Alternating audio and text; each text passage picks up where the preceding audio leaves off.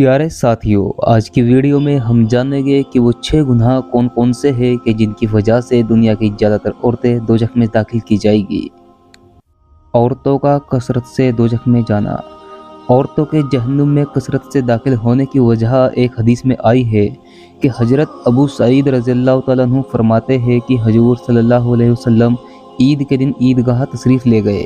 जब औरतों के मजमे पर गुजर हुआ तो हुजूर सल्लल्लाहु अलैहि वसल्लम ने औरतों से खिताब फरमाकर इरशाद फरमाया कि तुम सदका बहुत कसरत से किया करो। मैंने औरतों को बहुत कसरत से जहन्नुम में देखा है। उन्होंने दरियाफ्त किया, या रसूल अल्लाह, यह क्या बात है? हुजूर सल्लल्लाहु अलैहि वसल्लम ने फरमाया कि औरतें लानत यानी बद्दुआएं बहुत करती है और खाविंद की नाशुक्री बहुत करती है। 6 गुनाह और शदीद अजाब। हमारे प्यारे नबी सल्लल्लाहु अलैहि वसल्लम ने जो 6 औरतों के गुनाह और अजाब का जिक्र किया है वो ये हैं। नंबर 1, औरत का बेपर्दा। पहली औरत के बारे में आप सल्लल्लाहु अलैहि वसल्लम ने फरमाया कि मैंने एक औरत को देखा कि वह अपने बालों के जरिए जहन्नुम के अंदर लटकी हुई है और उसका दिमाग हंडिया की तरह पक रहा है। फिर नबी करीम सल्लल्लाहु अलैहि वसल्लम ने इरशाद फरमाया कि जिस औरत को मैंने सर के बालों के जरिए जहन्नुम में लटका देखा और जिसका दिमाग हंडिया की तरह पक रहा था, उसको ये अजाब घर से बाहर नंगे सर जाने की वजह से हो रहा था। वह औरत नामहरम मर्दों से अपने सर के बाल नहीं छुपाती थी। आजकल औरतों का बेपर्दा होकर बाहर निकलना आम है, इसको गुनाह समझती ही नहीं। हालांकि शरीयत ने सिर्फ चेहरे और हाथ की हथेलियों और दोनों पैरों के मुकम्मल सतर छुपाने का हुक्म दिया है। चचा जात या फूफी जात भाइयों या बहनों से या देवर को तो नामहरम समझती ही नहीं और ऐसे मिलते रहते हैं कि जैसे महरम हो। अल्लाह इससे सारी ख्वातीन की हिफाजत फरमाए, आमीन। नंबर 2, जबान दराजी, जबान की तेज। दूसरी औरत को अल्लाह के रसूल सल्लल्लाहु अलैहि वसल्लम ने देखा कि वह जबान के बल जहन्नुम के अंदर लटकी हुई है।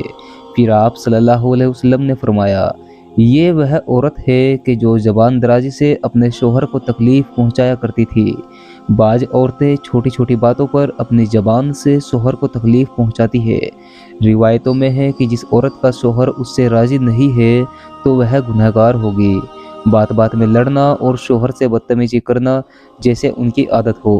बाज़ शोहर भी अपनी बीवी को ज़बान से भला बुरा कहते हैं, जो हरगिज़ जायज़ नहीं। लेकिन अभी का जिक्र ख्वातीन के अजाब के बारे में है, लिहाजा ख्वातीन इससे परहेज करे और अपने शोहर के साथ हुस्न सलूक करे। नंबर 3, नाजायज़ ताल्लुकात।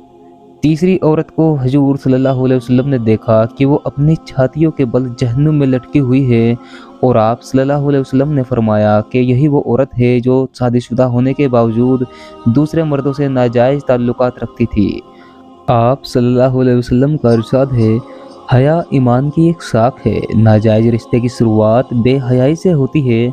एक हया वाली खातून जिसके अंदर हया और अल्लाह का डर हो, वो कभी ऐसा घिनौना काम नहीं करेगी। बेपर्दगी और टेलीविज़न भी इसकी एक अहम वजह है।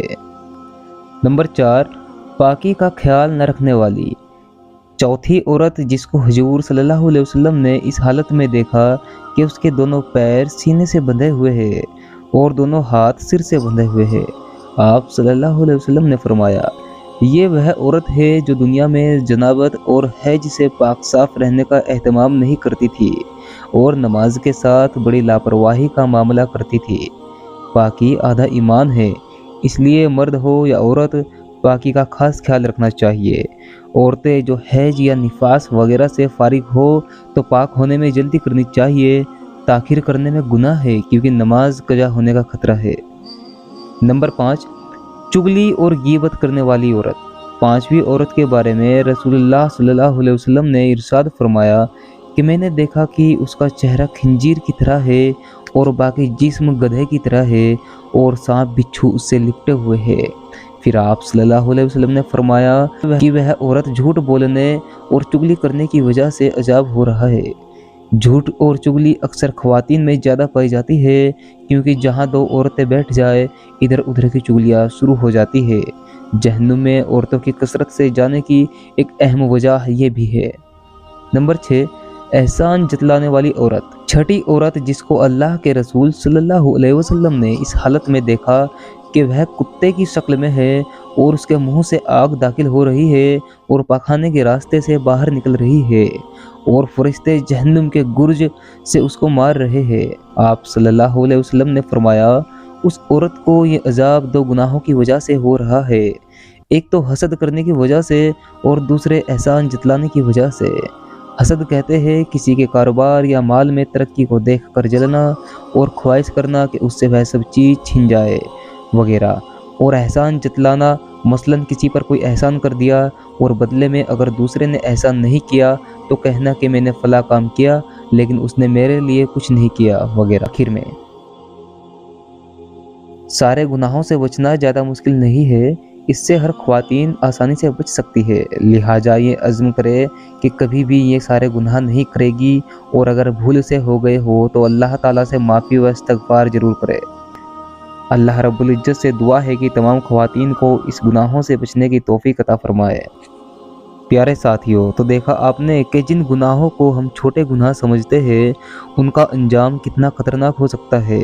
ہم مسلمانوں کو یاد رکھنا چاہیے کہ ہم اس پیارے نبی صلی اللہ علیہ وسلم کے امتی ہیں جو تمام پیغمبروں کے امام ہے اور جن کی امت میں پیدا ہونے کے لیے بڑے بڑے پیغمبروں نے دعا کی تھی۔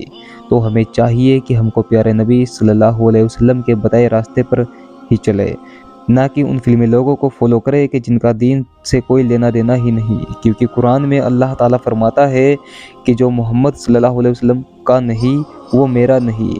اگر یہ ویڈیو اچھی لگی ہو تو لائک اور شیئر ضرور کریں، اور ہمیں سپورٹ کرنے کے لیے ہمارے چینل گرین لائف وائس کو ضرور سبسکرائب کر لیجئے تاکہ آنے والی ویڈیوز آپ کو ملتی رہے۔ تو ملے گا آپ کو اگلی ویڈیو میں، تب تک کے لیے خدا حافظ۔